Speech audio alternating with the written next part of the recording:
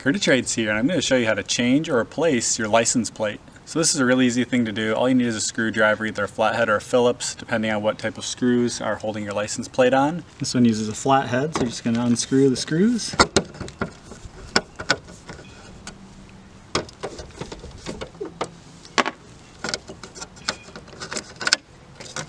Pull your old plate off there. This one's kind of falling apart.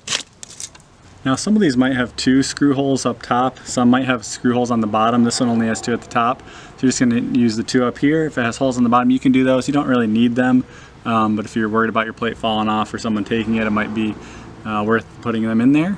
One thing I do highly recommend is getting new stainless screws for your license plate if you don't already have them.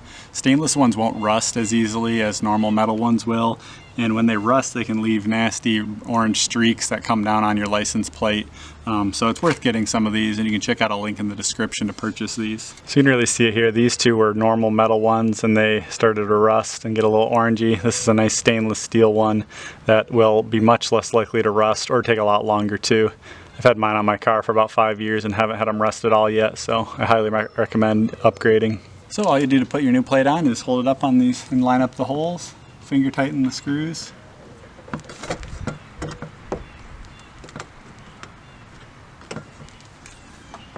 And then tighten it down with your screwdriver.